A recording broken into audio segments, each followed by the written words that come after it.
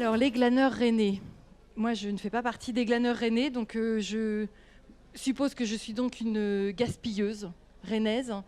Qu'est-ce que c'est qu'un glaneur rennais? Qui peut répondre à cette question? Et comment devient-on glaneur à Rennes, ou peut-être ailleurs également? Bonjour à tous. On n'a pas trop l'habitude de participer ni d'utiliser des micros dans des événements comme ça. On est OK. Un glaneur, déjà, c'est pas un mot qu'on a inventé, c'est un mot qu'on a piqué à une pratique ancestrale, bien sûr, hein, qui existait dans les champs après la récolte des paysans.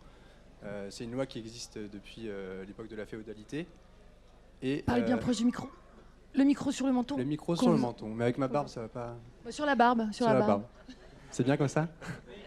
Ok, pardon. Et du coup, en fait, on a pu imaginer, puisqu'à Rennes, il n'y a pas encore tant de jardins potagers que ça, on espère que ça va se développer un maximum pour que l'activité de glanage historique puisse aussi exister en ville. Mais à Rennes, on a transformé ça, en tout cas, sur les marchés, auprès des producteurs et des commerçants du marché des Lys dans un premier temps. Et on passe récupérer leurs invendus, leurs produits moches, un peu biscornus ou non calibrés. Alors, comment êtes-vous né? Enfin, comment est née l'association? Racontez-nous quand même un peu l'histoire. Et ensuite, concrètement, comment ça se passe, par exemple, ce matin, ce que vous avez pu faire. Mais les débuts de l'histoire, hein, avec des beaux mots comme cœur résistant, par exemple. Je vais m'occuper du côté un peu historique, parce que mes collègues m'ont rejoint un peu plus tard dans l'aventure. En fait, tout est parti d'une autre association qui s'appelle Cœur Résistant, qui est à 2 rues d'ici, et qui s'occupe notamment de rendre accessible l'alimentation pour les personnes de la rue. On a 2 actions pour ça. Il y a une épicerie gratuite et surtout l'activité des maraudes. On a commencé en 2015 à faire des maraudes, et pour alimenter nos maraudes, on partait déjà sur le marché pour récupérer des aliments auprès des commerçants. Ensuite, aller cuisiner tout ça avec nos amis de la rue et pouvoir partir distribuer des plats chauds chaque vendredi et chaque dimanche soir dans les rues. Donc on récupérait une certaine quantité quand même pour pouvoir alimenter ces maraudes. On essaie de faire 100 repas en moyenne. Et on a vu en fait qu'il restait encore énormément de denrées alimentaires sur place à la fin du marché, malgré l'activité des autres glaneurs qui sont un peu plutôt indépendants leur activité de récupération. Et on s'est dit pourquoi pas centraliser en fait les invendus qui restent autour sous un stand, sous une tonnelle, pour les rendre accessibles à nouveau à d'autres personnes qui n'ont pas forcément la possibilité d'aller glaner par eux-mêmes auprès des commerçants. Alors, comment ça se passe concrètement? Voilà. Et si vous voulez passer la parole à... Du coup, sur la suite de l'histoire, je finis juste là-dessus. Désolé. Sur la suite de l'histoire, on a demandé aux commerçants si ça pouvait les intéresser en fait, d'avoir une tonnelle qui centralisait leurs invendus. Beaucoup étaient intéressés. Et du coup, on a pu monter le projet à 3. On l'a déposé à la dernière minute au budget participatif saison 2 de la ville de Rennes. Et on a pu être lauréat en fait, de cet appel à projet, et qui nous a permis de financer le projet qui n'avait pas un gros coût. C'était dans le cadre de la fabrique citoyenne? La fabrique citoyenne qui est juste derrière, oui, tout à fait. D'accord. Et concrètement, comment ça se passe? Racontez-nous comment se passe une matinée, une journée, enfin une mission de glaneur. Concrètement, du coup, c'est à 12h30, on se retrouve en bas des Lys. Et en fait, du coup, on se fait un point d'équipe où du coup, on explique pour les nouveaux bénévoles qui arrivent comment ça se passe. Et il y a 2 équipes qui se séparent, du coup, un qui va aller côté gauche du marché et l'autre côté droit, plus du côté des halles, où on y va avec 2 diables, du coup, récupérer auprès des commerçants. On a été voir avant en préalable pour récupérer du coup les légumes et les fruits. Et on redescend auprès de la tonnelle, déposer ce qu'on vient de récupérer. Et par la suite, arrivé à 14h, on distribue du coup, on fait la distribution aux personnes du coup qui viennent récupérer. Comment ça s'est passé à l'origine? Je ne sais pas qui peut répondre, ou encore maintenant, avec les commerçants. Certains se sont mis immédiatement de votre côté, ont été vraiment partisans de votre démarche, certains ont eu peur, certains sont restés indifférents, vous ont accepté ou pas comme, comme un partenaire de plus sur le marché. Comment ça s'est passé et comment ça se passe aussi aujourd'hui? C'est vrai que ça, c'est la première activité qu'on a fait en amont, c'est qu'on a été voir les commerçants sur le marché très tôt le matin. On n'était pas habitués pour pas qu'ils aient trop de clients pour pouvoir répondre à nos questions. Et on leur a posé la question, voilà notre projet, est-ce que ça peut vous intéresser ou pas? Et on a eu en fait à peu près un tiers de réponses. Sur 3 réponses, il y en a qui disaient mais oui, carrément, on attend ça depuis longtemps. Ça va même nous permettre de ramener aussi des produits sur le marché que nous, on n'amène pas parce qu'ils ne vont pas être vendus. Soit ils sont biscornus, soit ils ne sont pas calibrés, etc. Donc eux, ils étaient très contents. Excuse-moi, je vous interromps. Donc, ils viennent avec des produits qu'ils n'auraient de toute façon pas vendus. Donc, des produits qui sont quasiment préparés pour vous. Voilà, certains commerçants D'accord. le font, ouais. L'autre réponse qu'on a eue, c'est non, nous, on ne donne pas. Les gens, il faut qu'ils se débrouillent pour avoir à manger. Bon, très bien.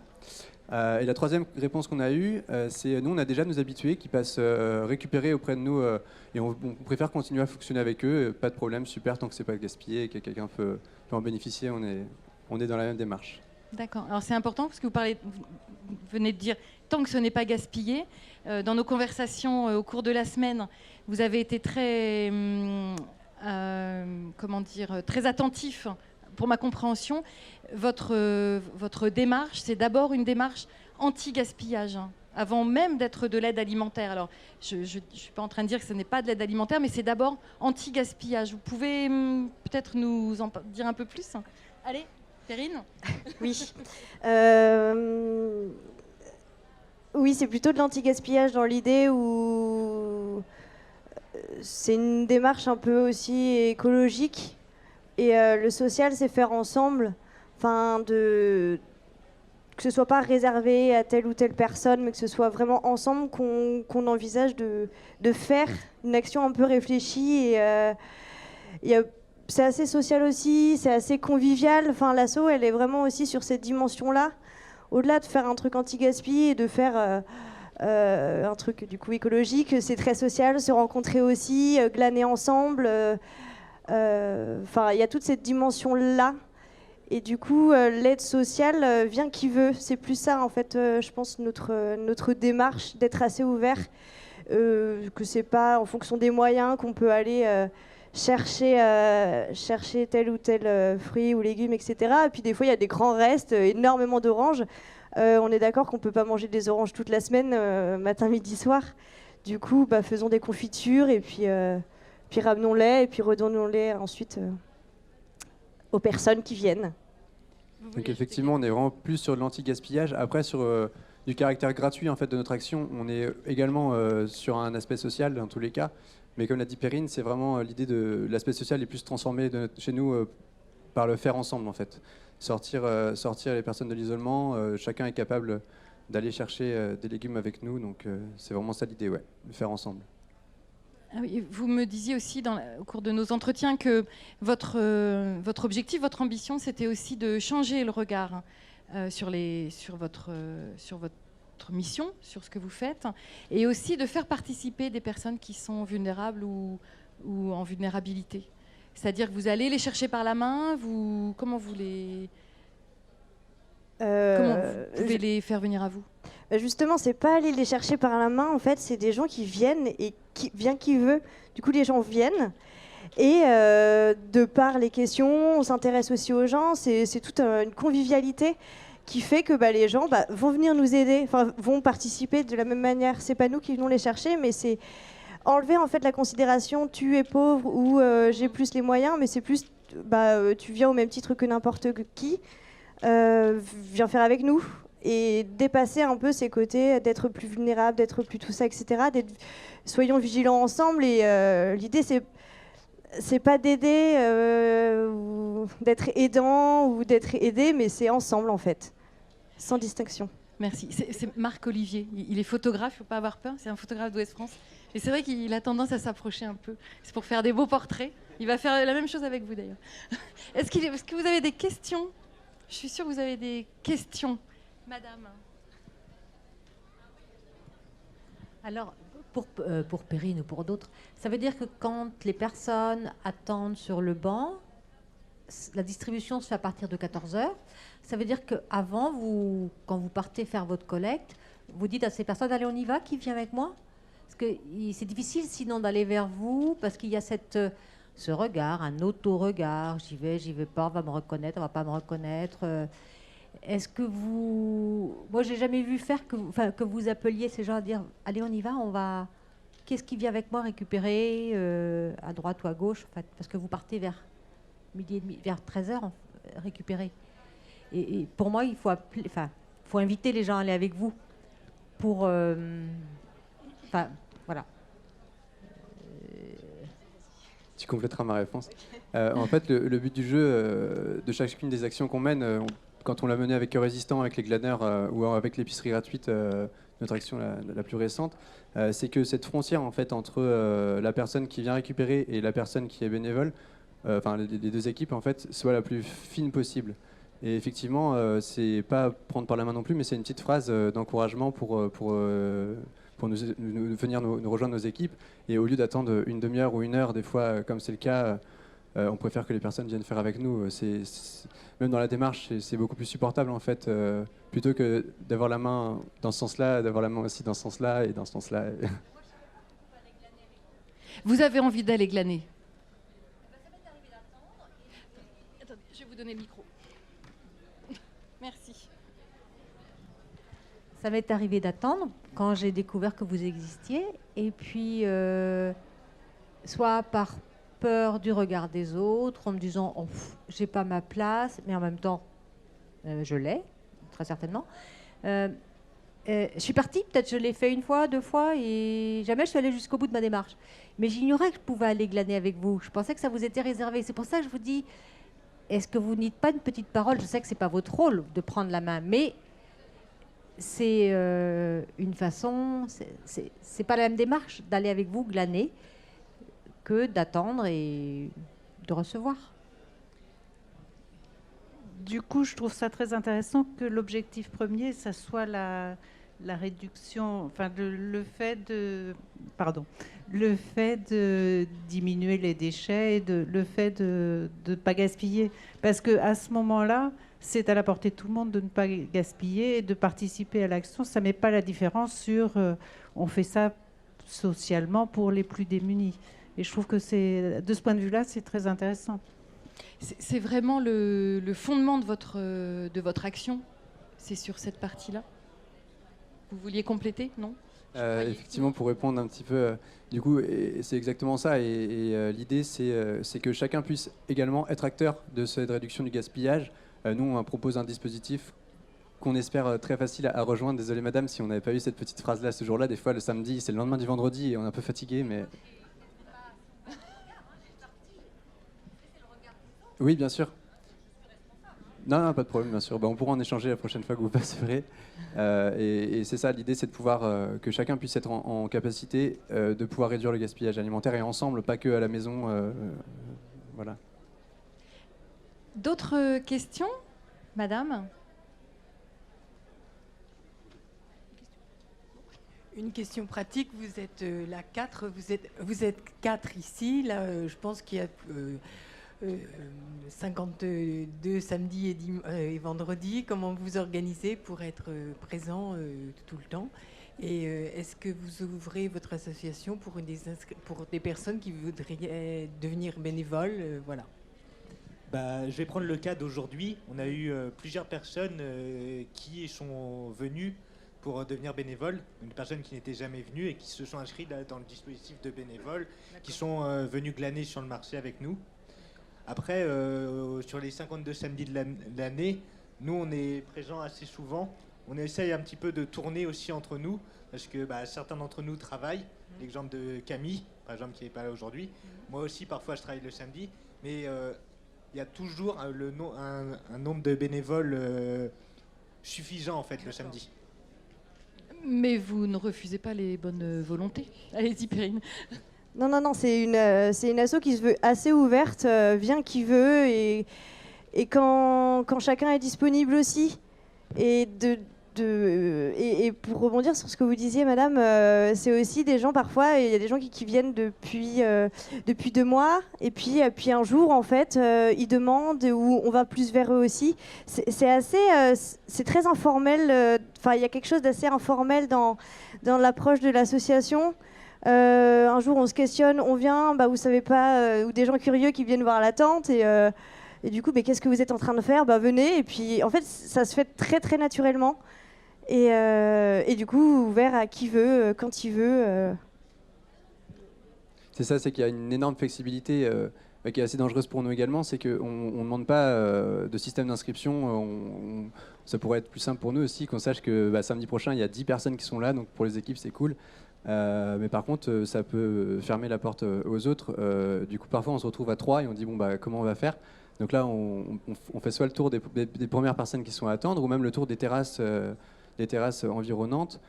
Et des fois, on se retrouve à 15, mais c'est pas grave. À 15, on peut aussi aller parler avec les gens. On peut organiser un molki, un palais à côté aux gasolines, discuter autour de recettes de cuisine, ou aller chercher encore plus de choses. D'autres questions? Hop, allez-y. Oui, bonjour. J'ai cru comprendre que vous restez dans l'enceinte du marché. Est-ce qu'on ne peut pas le développer, d'aller plus souvent derrière les grandes surfaces où des tonnes de produits se gaspillent? Et le réseau existe, bien sûr, et c'est peut-être un doublon des restaurants du cœur que vous allez faire en peu petit. Mais là, c'est sûr qu'il faut aller voir toutes ces grandes surfaces et même beaucoup de commerçants. Et ils sont prêts. Sauf qu'après, quelle structure vous avez pour faire ça? Parce que j'imagine il faut du monde, il faut du matériel. Après, du coup, il y a d'autres assos dans Rennes, tels que l'épicerie gratuite, Cœur Résistant, qui sont acteurs dans cette démarche-là. Et je sais que dans d'autres villes aussi, il y a des assos qui vont plus se diriger là-dessus et qui vont avoir les moyens matériels de pouvoir les récupérer, tels que des camions, tout ça et tout. Et nous, en fait, on est une petite asso qui, justement, cherche à aller chercher au niveau simplement au marché. Et juste, on essaye de faire à notre échelle. Et si on grandit de plus en plus, ça va être... après, il va falloir beaucoup plus de bénévoles, tout ça. Et c'est assez compliqué. Et c'est pour ça qu'on préfère déléguer à d'autres assos, je pense. Oui. Après, je sais qu'il y a une association nationale qui s'appelle la Tente des Glaneurs, qui est à Lille. Et à Angers, ils viennent de créer une asso aussi. Ils avaient demandé à Simon de comment créer l'asso, tout ça et tout, une telle asso. Et à Nantes aussi, ils essayent petit à petit de faire ces choses. Et sont en train de se propager, en fait, au fur et à mesure, à force d'en parler. Puis, voilà. Alors oui, ne serait-ce qu'à Rennes, vous en parlerez peut-être. Est-ce qu'à Rennes, sur d'autres marchés, vous avez des camarades de jeu qui vont initier ce type de projet? On en parlait tout à l'heure. Du coup, oui, je vais juste rebondir sur votre remarque et après je vais répondre à votre question si je peux. En fait, effectivement, il y a déjà d'autres associations qui s'occupent de récupérer auprès des grandes et moyennes surfaces. Le rapport humain n'est pas du tout le même, puisque un gérant de magasin ou quelqu'un, il est vraiment sur son lieu de travail, pas moins que les commerçants du marché, mais beaucoup moins dans l'échange, en fait. Et c'est pas du tout la même démarche que d'aller récupérer auprès d'un commerçant sur le marché avec toute la chaleur des marchés qu'on peut connaître, ou à l'arrière d'un entrepôt d'une grande surface. Et notre action, pour celle-ci en tout cas, parce qu'il y a eu d'autres actions où on s'attaque également aux grandes surfaces, pour celle-ci, c'est exclusivement sur les marchés. Et concernant en fait une implantation sur d'autres marchés, on ne souhaitait vraiment pas que ce soit un projet parachuté, c'est-à-dire que nous, moi j'étais habitant du centre-ville quand on a lancé le projet, et du coup c'était un projet du centre-ville.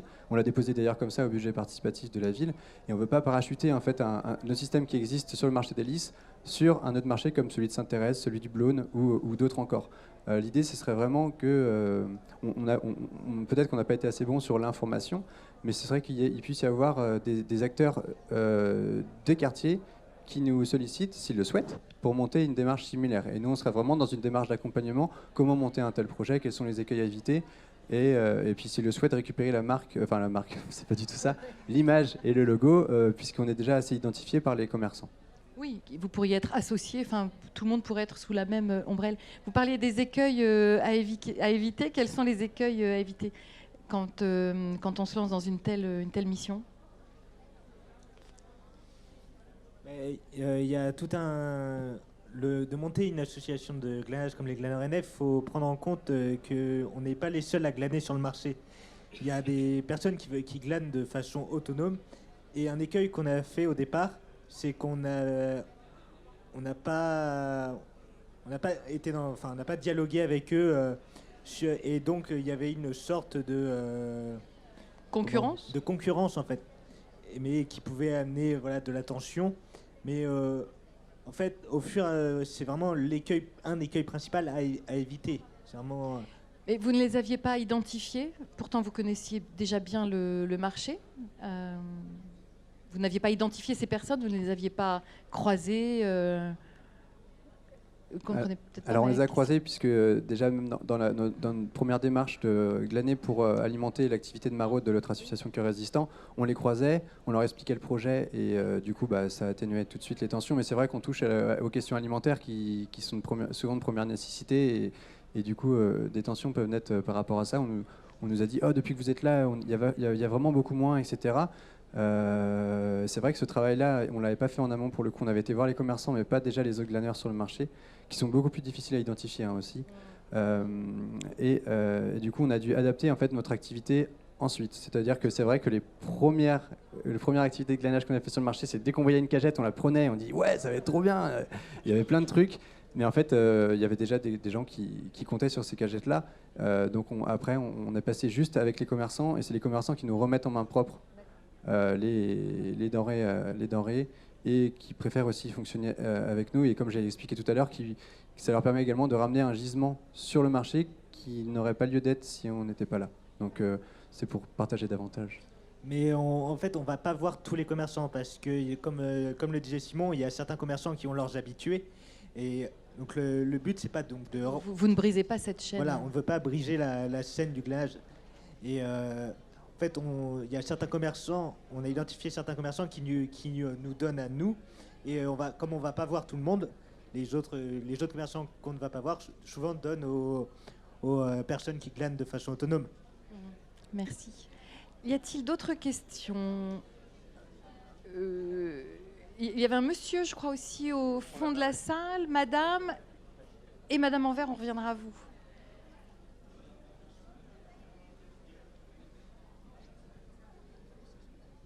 Oui, en fait, ma question rejoignait celle de monsieur tout à l'heure, c'est-à-dire que vous êtes des glaneurs, mais avant de glaner, il faut bien sûr semer. Et je voulais parler des sémages, de votre idée, de votre projet.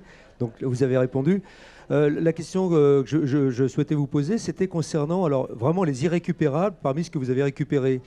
Comment vous les recyclez ? Est-ce que vous avez aussi une logistique, compostage, etc. C'est une très bonne question qui nous pose encore problème aujourd'hui. Après, les irrécupérables, il y en a vraiment très très peu, puisqu'on a eu ce travail de bien expliquer aux commerçants que c'est quand même destiné à la nourriture humaine en premier et pas au compostage. Mais il y a effectivement du tri à faire quand même. On a un peu triché au départ. On mettait ça dans les composts qu'on trouvait chez les voisins. On s'est fait taper sur les doigts très fort, donc on ne le fait plus. Mais du coup, on est en partenariat également avec les services déchets de Rennes Métropole ou de la ville de Rennes, je ne sais plus c'est la compétence de qui, mais je crois que c'est la métropole, pour que l'accord soit fait, qu'on ramène vraiment les dernières cagettes, des derniers légumes ou derniers fruits qui sont vraiment beaucoup trop abîmés, qu'on ne peut pas réutiliser sur la place du marché pour qu'ils soient réintégrés dans une revalorisation, que ce soit la méthanisation ou le compostage. Mais on est vraiment à la recherche, s'il y a des voisins par ici, d'un endroit où on puisse remplir du compost, mais il faut s'attendre à ce que ce soit assez conséquent parfois, puisqu'il y a certains commerçants qui jouent pas trop le jeu et qui nous mettent vraiment des choses très abîmées. C'est vrai. Ça arrive. Merci. Madame ? Oui, une précision, vous glanez fruits, légumes et autres produits ? Bonne question, on n'a pas été si concret. Hein. Oui, on récupère du pain aussi. Auprès du boulangerie, on récupère du pain de la veille, du coup. Des fois on n'en a pas, des fois on en a. Pas tout le temps. On récupère aussi des yaourts. Hein ? Ah oui, on récupère aussi des fleurs, voilà, pour offrir à ses amis, et voilà. Ou pour soi, tout simplement. Et non, on récupère aussi des yaourts quand on en a énormément en quantité, ou sinon on les garde pour nous quand il y en a un petit peu pour éviter qu'il y ait des tensions. Mais oui, c'est tout. Et sur les fleurs, c'est vrai que c'est très intéressant parce qu'on sort de la question de la nécessité de se nourrir et on est plus du côté plaisir. Et là, vraiment, on était très content de pouvoir trouver des fleurs. Ça change vraiment aussi notre démarche et ça renforce le côté ensemble, le côté sympa et convivial. Une autre question, madame ? Merci. une question un peu plus pratique. Qui d'entre vous, est-ce que la ville de Rennes a mis à votre disposition un hangar, un truc pour garder la tente, parce qu'elle est quand même très longue, vos tables, et deux ou trois petites choses de meubles que vous avez sous votre stand, en quelque sorte, et les pancartes et tout ça. Vous avez un lieu ? Donc oui, la ville nous met à disposition un local sous l'hélice pour stocker notre matériel. Ah, d'accord. Pouvez-vous passer votre micro ? Merci. Ouais, moi j'ai une question par rapport à la cuisine. Vous avez dit que vous cuisiniez tous ensemble. Il y a deux questions. Est-ce que vous essayez aussi de réduire le gaspillage alimentaire en cuisine ? Donc par exemple, je sais que c'est possible de revaloriser des épluchures en faisant des bouillons. Exemple, c'est le seul exemple que j'ai, mais voilà. Et sinon, question numéro 2, c'est est-ce que vous prévoyez de développer l'association aussi en aidant par exemple des restaurateurs à cuisiner en réduisant le gaspillage alimentaire ? Je sais pas.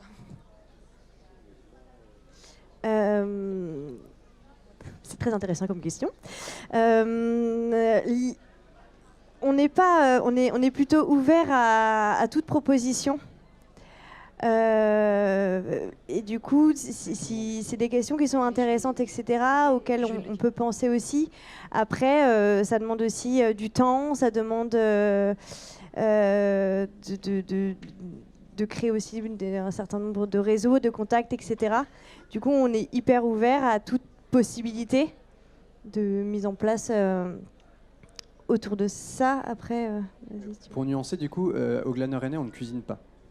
On fait que récupérer et mettre à disposition. Par contre, on est en partenariat avec l'autre association Cœur Résistant qui cuisine pour les personnes de la rue. Et là, je vais vous avouer qu'on n'est pas dans la même démarche. On est vraiment sur le côté soutien alimentaire. Et ces questions-là, pour le coup, nous concernent moins là-bas. On veut faire beaucoup efficacement quelque chose de bon. On ne va pas s'amuser à faire des chips avec des épluchures de pommes de terre parce que ça prend un temps aussi qui est conséquent. Mais par contre, concernant le côté cuisine, on avait mis l'année dernière en action, moins cette année parce que il nous manque aussi des personnes pour le porter, mais des idées recettes anti-gaspi. Qu'est-ce qu'on peut faire avec ça, avec les épluchures de ceci, etc. Mais si vous voulez nous rejoindre, c'est avec grand plaisir qu'on pourra développer ça ensemble. Vous ouvrirez une cuisine ensemble. Merci. Nous atteignons la fin du temps qui nous est donné. Merci beaucoup, c'était très intéressant. Vous pouvez les applaudir.